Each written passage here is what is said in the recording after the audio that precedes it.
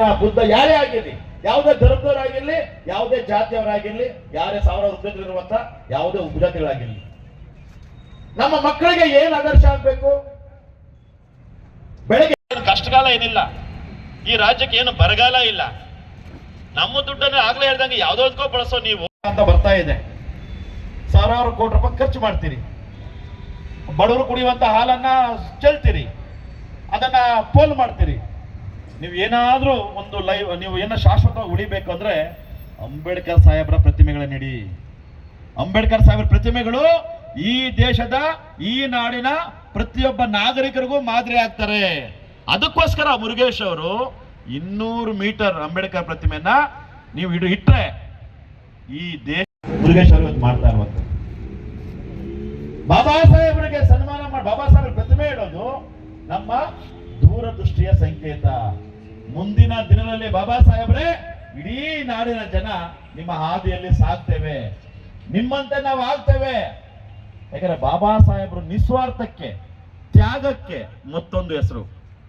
ನಮ್ಮ ಮಕ್ಕಳು ಹೆಂಗ್ ಬದುಕಬೇಕಪ್ಪ ಅಂದ್ರೆ ಬರೀ ಅವ್ರ ಹೆಂಡತಿ ಮಕ್ಕಳಿಗೋಸ್ಕರ ಒಳ್ಳೆ ಕಾರ್ ತಗೊಂಡು, ಒಳ್ಳೆ ಬಂಗ್ಲೆ ತಗೊಂಡು ಅವ್ನ ಹೆಂಡತಿ ಮಕ್ಕಳಿಗೋಸ್ಕರ ಬದುಕೋದಲ್ಲ, ದೇಶಕ್ಕೋಸ್ಕರ ಬದುಕಬೇಕು, ಸಮಾಜಕ್ಕೋಸ್ಕರ ಬದುಕಬೇಕು, ಬಡವರ ದುಡ್ಡು ಜೋಡಿಸ್ಲಿಕ್ಕೆ ಇವತ್ತು ನಾವೆಲ್ಲ ಬಂದಿದ್ದೇವೆ.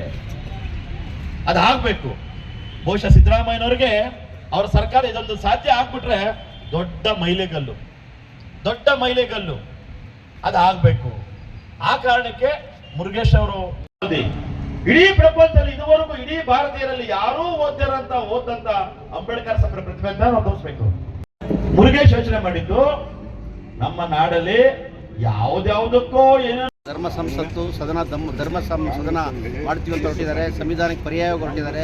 ಕುಂಭಮೇಳದ ರೂವಾರಿಗಳು, RSS ಮತ್ತು BJP ವ್ಯವಸ್ಥಿತವಾಗಿ ಇದನ್ನು ಮಾಡಕ್ಕೆ ಹೊರಟಿದ್ದಾರೆ. ಇದನ್ನು ಕೂಡ ನಾವು ಖಂಡನೆ ಮಾಡ್ತೇವೆ.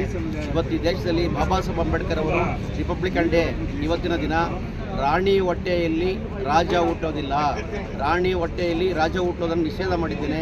ಪ್ರಜೆಗಳಿಂದ ಮತಗಟ್ಟೆಯಲ್ಲಿ, ಮತಪೆಟ್ಟಿಗೆಯಲ್ಲಿ ರಾಜ ಹುಟ್ಟುತ್ತಾನೆ ಅನ್ನೋದನ್ನು 1950ರಲ್ಲಿ ಜನವರಿ 26ನೇ ತಾರೀಕು ಅವತ್ತು ಅಂಬೇಡ್ಕರ್ ಘೋಷಣೆ ಮಾಡಿದ್ದಾರೆ. ಅದರ ಪ್ರಕಾರ ಇವತ್ತು ರಿಪಬ್ಲಿಕನ್ ಡೇ ನಡೀತಾ ಇದೆ.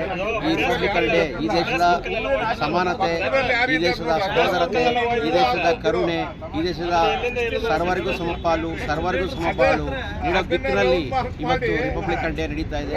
ಇದಕ್ಕೆ ಪರ್ಯಾಯವಾಗಿ ಯಾವುದೇ ಜಾತಿ ಶಕ್ತಿಗಳು, ಯಾವುದೇ ಏಕಧರ್ಮ ಶಕ್ತಿಗಳು ಏನೇ ವಿಜೃಂಭಿಸಿದ್ರು ಕೂಡ ಇದಕ್ಕೆ ಅಂಬೇಡ್ಕರ್ ವಾರಸುದಾರರು, ಅಂಬೇಡ್ಕರ್ ಸಂವಿಧಾನದ ವಾರಸುದಾರರು ನಾವೆಲ್ಲರೂ ಕೂಡ ಅವರಿಗೆ ಹಿಮ್ಮೆಟ್ಟಿಸಲಿಕ್ಕೆ, ಶಾಂತಿಯುತ ಹೋರಾಟ ಮಾಡಲಿಕ್ಕೆ ನಾವು ಸಿದ್ಧವಾಗೇ ಇದ್ದೇವೆ. ಯಾವುದೇ ಕಾರಣಕ್ಕೆ ಯಾವುದೇ BJP ಆಗ್ಬೋದು, ಯಾವುದೇ ಪಕ್ಷಗಳ ವಿಚಾರ ಬರ್ಬೋದು, ಸಂವಿಧಾನದ ವಿಚಾರದಲ್ಲಿ ಬಂದರೆ ಪರಿಣಾಮ ಚೆನ್ನಾಗಿರೋದಿಲ್ಲ. ಸಂವಿಧಾನ ವಿಚಾರವನ್ನು ರಕ್ಷಣೆ ಮಾಡಬೇಕಾಗುತ್ತೆ. ಯಾಕೆ ಈ ಮಾತು ಹೇಳ್ತಾ ಇದ್ದೀನಿ ಅಂತಂದರೆ, the Indian political parties are burning houses. If anybody can enter in certain political parties they can burn alive ಅಂತ ಬಾಬಾ ಸಾಹೇಬ್ ಅಂಬೇಡ್ಕರ್ ಅವರೇ ಹೇಳಿರ್ತಕ್ಕಂಥದ್ದು. ಇವತ್ತು ಆ ಅನುಭವ ನಮ್ಮೆಲ್ಲರಿಗೂ ಆಗಿದೆ. 75 ವರ್ಷದಲ್ಲಿ ಎಲ್ಲ ರಾಜಕೀಯ ಪಕ್ಷಗಳು ನಮ್ಮನ್ನು ವಂಚನೆ ಮಾಡಿದ್ದಾವೆ. ಎಲ್ಲ ರಾಜಕೀಯ ಪಕ್ಷಗಳು ಸಂವಿಧಾನವನ್ನು ಜಾರಿ ಮಾಡೋದರಲ್ಲಿ, ಸಂವಿಧಾನದ ರೀತಿಯಲ್ಲಿ ನಡೆಯೋದರಲ್ಲಿ ಕೂಡ ವಿಫಲರಾಗಿದ್ದಾರೆ.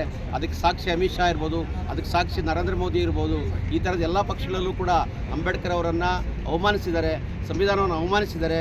ಇದಕ್ಕೆ ಇಡೀ ನಾಡಿನ ಎಲ್ಲ ದಲಿತ ಸಂಘಟನೆಗಳು, ದಲಿತ ಪರ ಸಂಘಟನೆಗಳು, ರೈತಪರ ಸಂಘಟನೆಗಳು, ಜನಪರ ಸಂಘಟನೆಗಳು ಏಕವಾಗಿ ಮುಂದಿನ ದಿನಗಳಲ್ಲಿ ಹೋರಾಟವನ್ನು ಮಾಡಬೇಕಾಗುತ್ತೆ ಅನ್ನೋ ಮಾತನ್ನು ಈ ಮೂಲಕ ಹೇಳಕ್ಕೆ ಇಷ್ಟಪಡ್ತೇನೆ. ಸರ್, ಇದು ಮತ್ತೆ ಗೃಹ ಸಚಿವರು ಅಮಿತ್ ಶಾ ಏನಿದ್ದಾರೋ ಬಾಬಾ ಸಾಹೇಬ್ ಅಂಬೇಡ್ಕರ್ ಅವ್ರ ಬಗ್ಗೆ ಲಘುವಾಗಿ ಮಾತಾಡ್ತಾ ಇರೋದಕ್ಕೆ ಈ ಇಡೀ ದೇಶದಲ್ಲಿ ಬೃಹತ್ ಮಟ್ಟದ ಹೋರಾಟ ನಡೀತಾ ಇದೆ. ಅವರು ಅಮಿತ್ ಶಾ ಅವರು ಒಂದು ಕಡೆ ಹೇಳ್ತಾರೆ ಬಾಬಾ ಸಾಹೇಬ್ ಅಂಬೇಡ್ಕರ್ ಅವ್ರ ಮೇಲಿರೋ ಪ್ರೀತಿ, ವಿಶ್ವಾಸ, ಅವ್ರ ಮೇಲೆ ಅಭಿಮಾನದಿಂದ ಗೌರವದಿಂದ ಮಾತಾಡಿದೆ, ಬೇರೆ ನಾನೇನು ತುಚ್ಛವಾಗಿ ಮಾತಾಡಿಲ್ಲ, ಲಘುವಾಗಿ ಮಾತಾಡಿಲ್ಲ ಅಂತ ಬೇರೆ ಥರ ಮಾತಾಡ್ತಾ ಇದ್ದಾರೆ. ಸರ್, ಅವ್ರಿಗೆ ಅಮಿತ್ ಶಾ ಅವ್ರಿಗೆ 2 ನಾಲ್ಗೆ ಇದೆ, ಬಹುಶಃ 1 ನಾಲ್ಗೆ ಇಲ್ಲ ಅವ್ರಿಗೆ.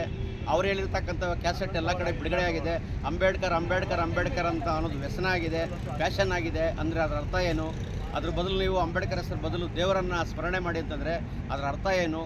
ಅದನ್ನು ಅಮಿತ್ ಶಾ ಅವರು ಹೇಳಬೇಕು. ಅವರೊಬ್ಬ ಅವಿವೇಕಿ ಗೃಹ ಮಂತ್ರಿಗಳು, ಅವ್ರಿಗೆ ವಿವೇಕವೇ ಇಲ್ಲ, ಅವ್ರಿಗೆ ಸಂವಿಧಾನವೇ ಗೊತ್ತಿಲ್ಲ.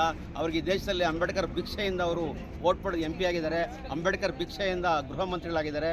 ಆ ಒಂದು ಸಾಮಾನ್ಯ ಪ್ರಜ್ಞೆ ಕೂಡ ಅಮಿತ್ ಶಾ ಅವ್ರಿಗಿಲ್ಲ. ಅಮಿತ್ ಶಾ ಅವರನ್ನು ಗಡೀಪಾರು ಮಾಡಬೇಕು, ಅಮಿತ್ ಶಾ ಅವರನ್ನು ಕ್ಯಾಬಿನೆಟಿಂದ ಉಚ್ಚಾಟನೆ ಮಾಡಬೇಕು ಅಂತ ಈಗಾಗಲೇ ಪ್ರಾರಂಭದಲ್ಲಿ ಪ್ರಥಮವಾಗಿ ನಾವು ಎಲ್ಲ ಜಿಲ್ಲಾ ಕೇಂದ್ರಗಳಲ್ಲಿ ಬಂದ್ ಮಾಡಿದ್ದೇವೆ.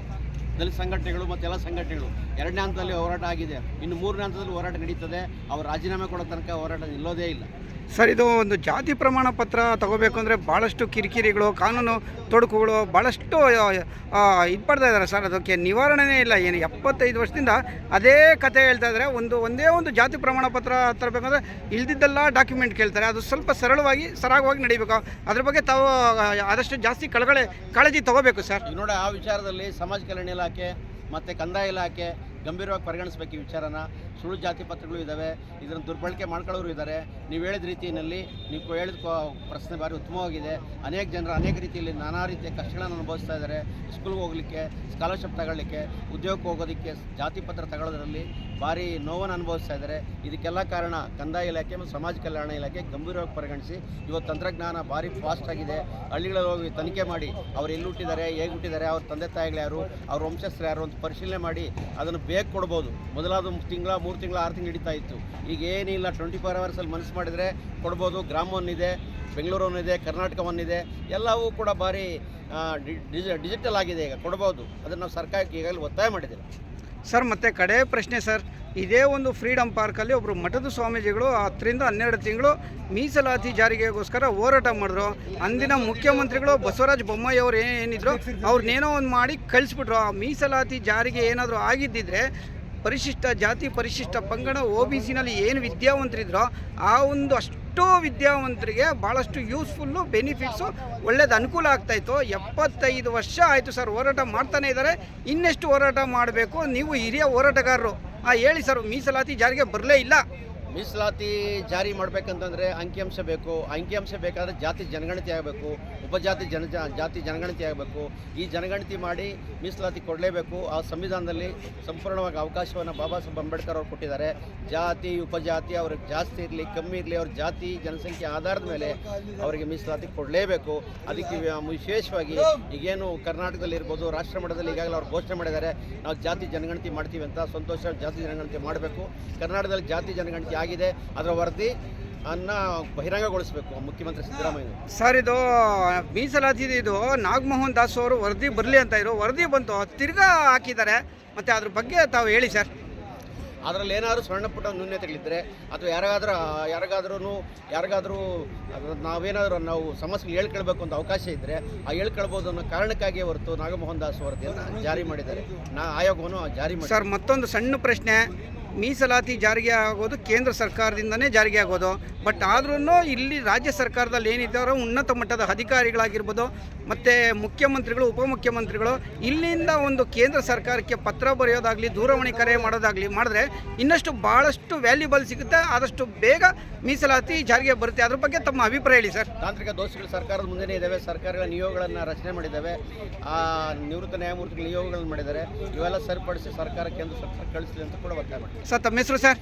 ಡಾಕ್ಟರ್ ಅಶ್ವಥ್ ಅಂತೇಜ, ರಾಜ್ಯಾಧ್ಯಕ್ಷರು, ಕರ್ನಾಟಕ ದಲಿತ ಸಂಘರ್ಷ.